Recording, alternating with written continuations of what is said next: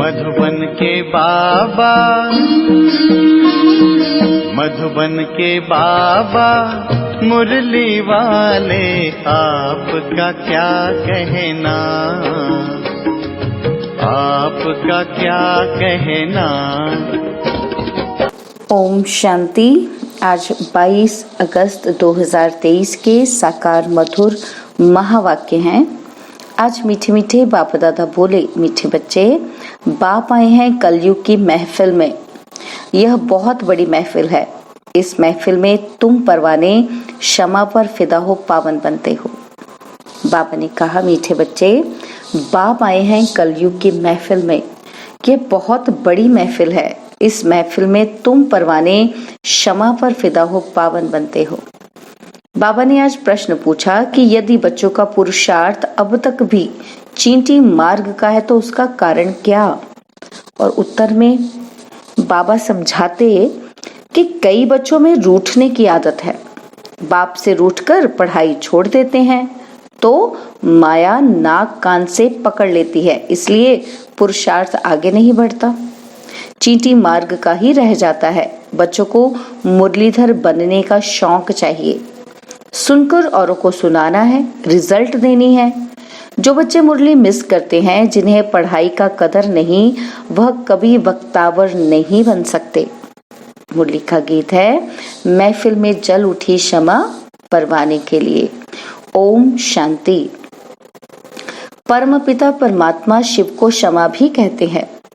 नाम बहुत लेते हैं तो मनुष्य मूंझ गए हैं। आत्मा भी ज्योति स्वरूप है। अब तुम जागती ज्योत बन रहे हो। क्षमा आई है। यह महफिल तो बहुत बड़ी है। कोई तो आकर बाप का बनते हैं, बाप का बन जीते जी फिदा हो जाते हैं। देह अभिमान छोड़ा तो आप मोए मर गई दुनिया।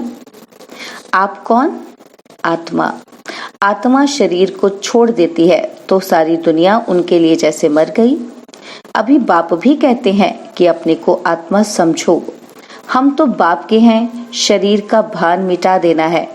मनुष्य मरते हैं तो देह सहित सब कुछ भूल जाते हैं। समझते हैं शरीर छोड़ा तो ताल्लुक टूटा। शरीर के साथ ही ताल्लुक यानी कि नाता है। तुम शरीर होते हुए अशरीरी रहते हो, क्योंकि तुम्हारा ताल्लुक अब बाप से हो गया है।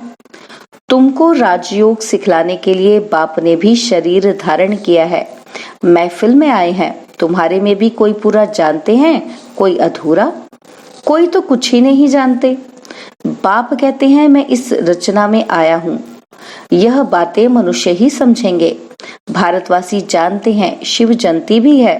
शिव है परमपिता परमात्मा, सभी आत्माओं का बाप।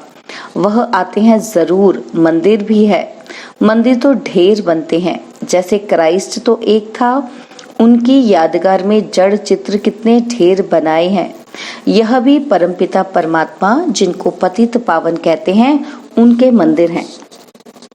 यह है अभी पतित दुनिया की महफिल, फिर होगी पावन दुनिया की महफिल। पावन दुनिया में तो वह आते ही नहीं। पावन दुनिया की महफिल बहुत छोटी होती है और सुखी होते हैं, इसलिए वहां आने की दरकार नहीं। आना है बड़ी महफिल में। उनका नाम ही है पतित पावन। यह है पतित दुनिया, फिर पावन दुनिया भी है। उसी नई दुनिया में जरूर थोड़े होंगे। तुम बच्चों में नंबरवार पुरुषार्थ अनुसार सच्ची सच्ची सर्विस करते हैं। सच्चाई की सर्विस का सबूत भी निकलता है। तो बाप महफिल में आए हैं, वह है पतितों को पावन बनाने वाला। कहा जाता है, charity begins at home. Bharat अविनाशी बाप का अविनाशी बर्थ प्लेस है। मनुष्य भूल गए हैं शिव बाबा कब आया था। उनको ही पतित पावन कहा जाता है। आते भी हैं पतित शरीर में।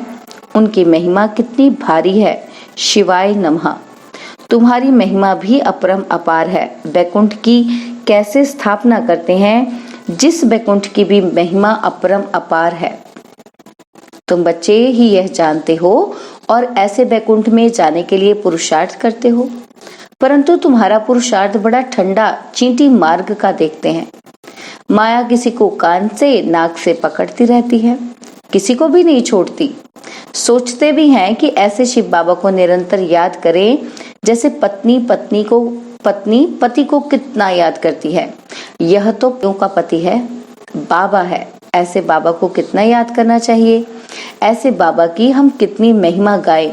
गीत आदि में भी शिव बाबा की कितनी महिमा करते हैं कि तेरी महिमा अपरम अपार है। इतनी महिमा क्यों गाई जाती, कोई कारण तो होगा ना।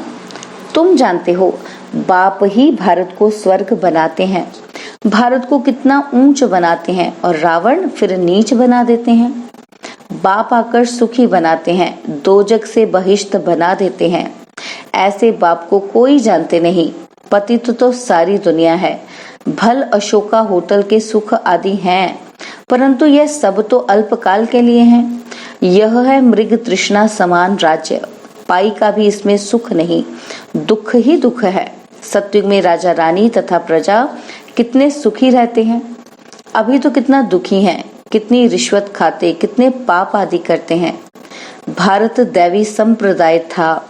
भारत की महिमा बड़ी जबरदस्त है, जो अब तुम जानते हो। भगवान की महिमा गाते हैं, याद करते हैं, परंतु जानते नहीं। अरे भगवान कहते हो तो भगवान का पूरा नाम चाहिए ना। उनका नाम है शिव, उनकी सारी महिमा है। मनुष्य उनके नाम रूप देश काल को जानते ही नहीं, कह देते उनका नाम रूप है ही नहीं। कहते भी हैं परमपिता परम आत्मा परम धाम का रहने वाला है। नाम रूप देश बतलाते भी हैं, परंतु देह अभिमान होने के कारण उनको याद ही नहीं करते हैं। याद करते भी हैं तो बिगड़ समझ। गाते हैं तुम माता पिता हम बालक तेरे। तुम समझा सकते हो कि लौकिक माता पिता तो है ना, तो फिर ये कौन से माता पिता हैं। पिता कैसे सृष्टि को रचते हैं, कैसे मुख वंशावली रच उन्हों को राज्य भाग्य देते हैं, सो तो तुम ही जानो और न जाने कोई। तुम्हारे में भी नंबरवार हैं। तुम समझते हो शिव बाबा ब्रह्मा तन से आकर पढ़ाते हैं। शिव बाबा की ही इतनी भारी महिमा है। ब्रह्मा द्वारा राजयोग सिखाकर हमको वैकुंठ का मालिक बनाते हैं। जरूर ब्रह्मा सरस्वती पहले पहले जाकर लक्ष्मी नारायण बनेंगे। जगदम्बा और जगत पिता बैठे हैं, वही विश्व के मालिक बनेंगे। उनके साथ कुमार कुमारियां भी हैं। यह देलवाड़ा मंदिर कितना अच्छा बना हुआ है। यह मंदिर आदि तो पहले के बने हुए हैं, अभी हम भेंट करते हैं। हमारे ही यादगार का पूरा यह मंदिर है। तो यह शिवाय नमः गीत तो जरूर रखना चाहिए। 2-4 गीत फर्स्ट क्लास रख लेने चाहिए। यह बाबा अपना अनुभव बतलाते हैं। दिल होती है बाबा की याद में रहकर खाएं, परंतु भूल जाते हैं। वो तो कहते हैं कि मैं अभोगता हूँ, उनको यह नहीं आता कि यह अच्छा है या बुरा। बाप कहते हैं मैं आता ही हूँ तुम बच्चों को पतित से पावन बनाने, क्योंकि रावण ने तुम्हारे ऊपर जीत पहन ली है, अब फिर उस पर जीत पानी है। रावण तुमको कौड़ी जैसा बनाकर देवाला निकाल देते हैं। भारत का अब देवाला है ना, फिर तुमको सॉल्वेंट बनाता हूँ। इनसॉल्वेंट बुद्धि मनुष्य ही बनते हैं। तो यह शिवाय नमः का गीत बड़ा अच्छा है। नंबर 1 उनकी महिमा है, फिर भारत की भी महिमा है। वंडरफुल भारत था, गाते तो है ना, स्वर्ग था। हीरे ज्वारों के महल थे, फिर वे कहाँ गए। माया की कैसे प्रवेशता हुई। सत्युग में देवी देवताएं धर्म श्रेष्ठ कर्म श्रेष्ठ थे। भ्रष्ट कर्म कराने वाली माया वहां होती ही नहीं। और यहाँ के पुरुषार्थ की प्रालब्ध तुम पाते हो। तुमको कोई दुख होने की बात ही नहीं, पाप करने की दरकार नहीं। यहाँ तो पैसे के लिए कितने पाप करते हैं, और वहां तो बहुत धन रहता है। बेहद की राजाई है ना। गाया जाता है भारत दैवी राजस्थान था। जब दैवी राजस्थान था तो देवी देवताओं का धर्म श्रेष्ठ था। बाप आकर श्रेष्ठ देवी देवता धर्म की स्थापना कर रहे हैं। तुम जानते हो हम श्रेष्ठ बन रहे हैं, तो कोई पाप का काम नहीं करना है, डर रहना चाहिए। अच्छे अच्छे बच्चों को माया नाक से पकड़ पाप करा देती है। अभी तुम जानते हो महफिल में बाप आए हैं, कैसे मुख वंशावली बनाए उनको श्रेष्ठ बनाते हैं। जरूर शरीर को तो लोन लेना ही पड़े। कहते हैं मैं साधारण तन में आता हूँ, यह अपने जन्मों को नहीं जानते। मैं बतलाता हूँ। इनका नाम ब्रह्मा रख दिया है। ब्रह्मा में ही प्रवेश करता हूँ क्योंकि ब्रह्मा द्वारा स्थापना करनी है। ऐसे थोड़ी बौद्धि, इस्लामी व सिख में प्रवेश करेंगे। बाप कहते हैं जो मुझे उस तन में प्रवेश करना है जो पहले पहले सूर्यवंशी श्री नारायण था, फिर उनको ही बनाता हूँ। यह अपने जन्मों को नहीं जानते हैं। यह है ज्ञान कांड। ज्ञान बाप ही देते हैं, फिर वहाँ भक्ति का नाम निशान ही नहीं। ज्ञान मार्ग भक्ति मार्ग कहा जाता है। आधा कल्प भक्ति कांड और आधा कल्प ज्ञान कांड चलता है। यह भी ड्रामा में नूंद है, पतित बनना ही है। बच्चों को अच्छे अच्छे राज समझाए जाते हैं, गाते भी हैं। भगवान आकर भक्तों को साथ ले जाते हैं। परमपिता परमात्मा को याद करते हैं, बाबा आओ, माया रूपी जंजीरों से आकर छुड़ाओ, हमको लिबरेट करो। जो भी मित्र संबंधी आदि हैं सबको लिबरेट करते हैं। फिर वहां देवी माँ बाप मिलेंगे। कहाँ? स्वर्ग में। और तुम देवी देवता बन जाएंगे। तुम्हारी आत्मा भी प्योर हो जाएगी। अभी तुम्हारी आत्मा पतित बनी है, सो फिर पावन बनेगी। अनेक प्रकार के चित्र हैं जिसका ऑक्यूपेशन कुछ भी नहीं। जैसे गुड़ियों की पूजा करते हैं ना, मैं ना गुड्डा हूँ ना गुड्डी हूँ, मैं तो हूँ ही निराकार। गुड्डा और गुड्डी मनुष्य हैं, मैं नहीं बनता हूँ। मुझे निराकार ही कहते हैं। तुम गुड्डे गुड्डी अभी बहुत दुखी हो। बैकुंठ में तुम बहुत सुखी थे। सुख की महिमा अपरम अपार है, परंतु बच्चे घड़ी घड़ी भूल जाते हैं, रूठ पड़ते हैं। ब्राह्मणों में से भी बहुत रूठते हैं, रूठकर वर्षा पाने को ही छोड़ देते हैं। अरे तुमको वर्षा बाप से लेना है ना, तो यह है अविनाशी ज्ञान रत्न, पढ़ाई है। बाबा ने बड़ा सहज समझाया है। भल तुम कहीं नहीं आ सकते हो तो अच्छा, मुरली तो मंगाकर पढ़ सकते हो, इसमें नुकसान की कोई बात नहीं है। बाकी हाँ, पुरुषार्थ कर सर्विस का सबूत देना है। सर्विस का सबूत ही नहीं तो मुरली भेजकर क्या करेंगे? मुरली पढ़ी जाती है धारण करने के लिए। अगर एक कान से सुन दूसरे से निकाल देते हैं तो फिर क्या कर सकेंगे? बाबा को याद ही नहीं करते हैं। कोई पाप करते हैं तो बुद्धि का ताला बंद हो जाता है।